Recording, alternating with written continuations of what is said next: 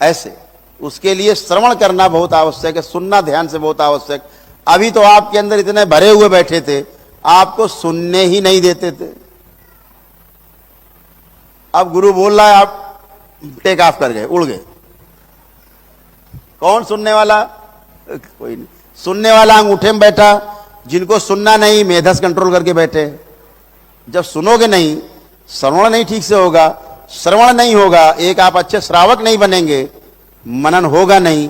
मनन नहीं होगा तो क्या करोगे पता है? फिर आप सुनने में मिसिंग होगी तो क्या करोगे पता है? आप चिंतन करोगे।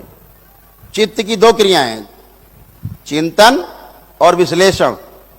तो विश्लेषण ना करके आप क्या करोगे? चिंतन। चिंतन कहां से शुरू करता है? निगेटिविटी से। गुलाब का पौधा, अरे यार बड़े कांटे हैं इसमें, कांटा है, ये पौधा मत लगाना, कांटे इसमें चुभ जाएगा, फूल तोड़ चुभ जाता है। यहां से शुरू करेगा, ये चिंतन है। और मनन क्या है? एनालिसिस क्या है?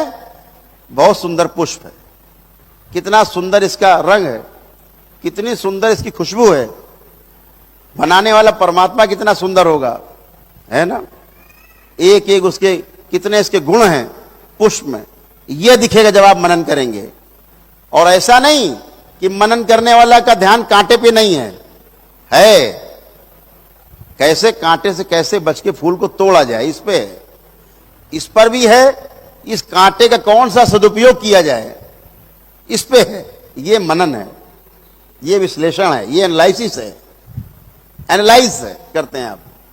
एनालाइजिंग जो होती है तभी हो पाएगी जब बात को आप ठीक से सुनेंगे। नहीं सुनेंगे, केवल आपको कमी निकालनी है कि इसको एक कमी बतानी, पूरा लेक्चर सुन लो 1 घंटे का, लेकिन एक बात पकड़नी है गुरु जी की, जहां पे गुरु जी को ढेर किया जा सके पूछ के। बाकी भूल गए, 100 बताई, ध्यान ही नहीं है, क्योंकि एक ढूंढ रहे हैं, कोई मिल जाए, कोई एक मिल जाए। तो एक गुरु जी ये वाली बताओ, ये चिंतन है। कमी निकालना, जैसे वैज्ञानिक करते हैं, कमी निकालना। हर वैज्ञानिक पिछले वैज्ञानिक की कमी निकालने के लिए आतुर है। कैसे पिछले वाले वैज्ञानिक को हम झूठा करार दे दें और बड़े वैज्ञानिक बन जाएं, इतनी दौड़ है। इसका नाम है चिंतन।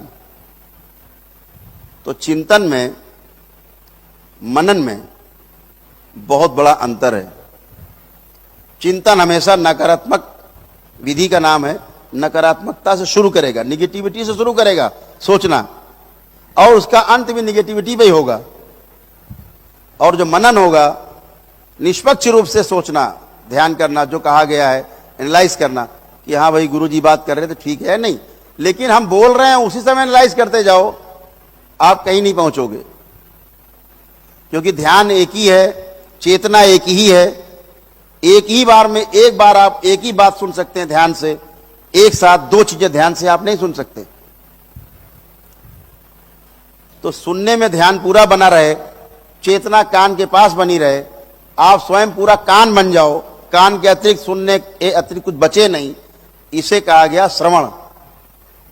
जब ठीक से सुनेंगे, लेक्चर पूरा हो जाए, तो सुने गए पर पूरे ध्यान से विवेचन करना, उसकी विवेचना करना, मीमांसा करना, एनालाइज करना, विश्लेषण करना, इसे कहा गया मनन। तब आप जो अच्छा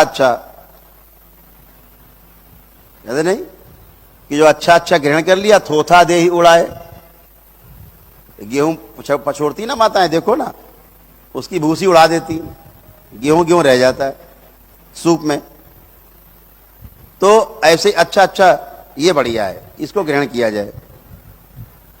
एनालाइज करो अपने अधिकार पर, अपने निरीक्षण के अधिकार पे, स्वनिरीक्षण, परीक्षण के आधार पे, सभी में सर्वेक्षण के आधार पे आप उसको देखें। इसे मनन का, इसमें जो चीज अच्छी होगी फिर आपके जीवन में उतर ही जाएगी, अपने आप आपके आचरण में आ जाएगी। ऐसा है। तो ये क्लीनिंग बहुत आवश्यक है। जितना क्लीनिंग आज आपकी होने जा रही, अभी दीक्षा का कार्यक्रम होगा, दीक्षा में रजिस्ट्रेशन हो रहे हैं, जितने रजिस्ट्रेशन अभी हो जाएंगे वो उनको दीक्षा मिलेगी। जब दीक्षा में आएंगे तो उनको दरबार की ओर से जो दीक्षा की किट है, उसमें अंग वस्त्र भी है, माला भी हैं, जाप करने वाली भी हैं, तमाम चीज़ें उसमें हैं। वो दे करके और हवन वगैरह करा करके उनसे सामूहिक हवन, जैसे आपने देखा होगा अभी सचंडी यज्ञ हुआ था अपने यहाँ, ऐसे ही सामूहिक हवन करके फिर दीक्षा का कार्यक्रम होगा। तो ऐसे हमेशा के लिए क्लीन, हमेशा हमेशा के लिए क्लीन। आप सीधे सीधे बाबा के डीएनए से जुड़ जाएंगे, बाबा की गुरु परंपरा से जुड़ जाएंगे। फिर इस संसार में किसी की हैसियत नहीं जो उस डीएनए में घुस सके।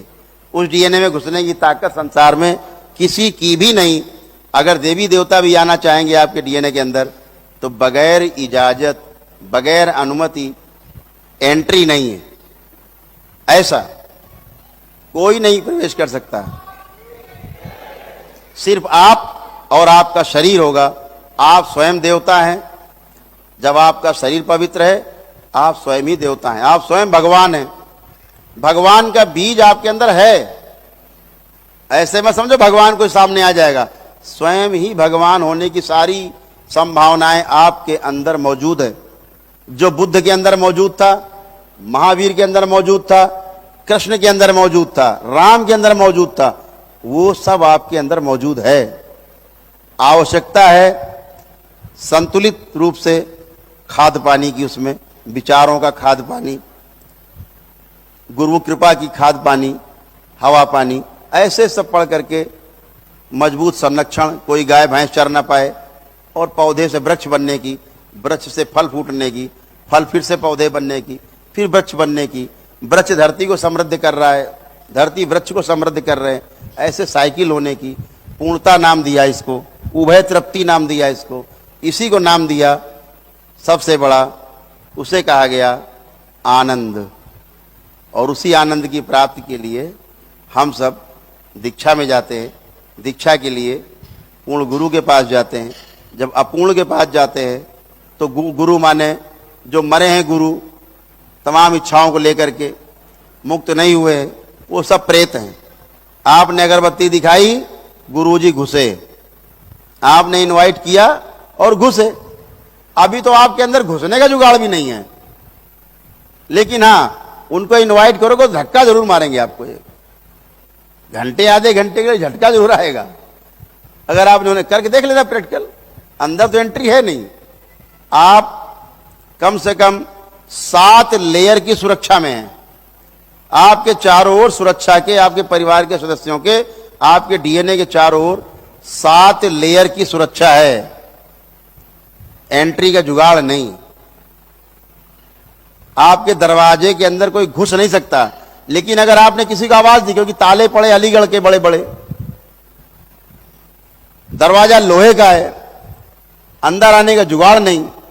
लेकिन अगर आपने अगरबत्ती जलाई, फलाने का आवाज दी, भैया कहां हो, तो दरवाजे पे आके दरवाजा जरूर पीटेगा आपका। दरवाजा पीटेगा, बड़बड़ बड़बड़ बड़बड़ करेगा, अंदर नहीं आ सकता। दरवाजा तो पीटने का अधिकार दे दिया आपने। दरवाजा पीटने का अधिकार आपने दिया, क्योंकि अगरबत्ती जलाई, इनवाइट किया। गुरु जी कहाँ हो महाराज? आ गए महाराज। दरवाजा पीटेंगे, कान खा जाएंगे आपके, पीट के फिर चले जाएंगे, क्योंकि अंदर आने की जुगाड़ नहीं। तो आराम में आ जाओगे। अगर उससे आप कह दो कि भाग जाओ, कोई नहीं बुलाए तुमको, अपना बंधन निकालो, 3 बार ओम नमः शिवाय, ओम नमः शिवाय, ओम नमः शिवाय, आप स्वस्थ। वो गए। अंदर घुसने का जुगाड़ है नहीं। तो आपको क्या समझना है कि अच्छा सोचना है, अच्छा करना है। जिनकी आप पूजा पाठ करते रहे, जब आपको सुख नहीं दे पाए, वो आपको तमाम संकटों से नहीं आजाद करा पाए, वो इसका मतलब था वो सब अपूर्ण थे। बजाय आपको स्वस्थ करने के, आपको अस्वस्थ करने में उनका इंटरेस्ट ज्यादा था।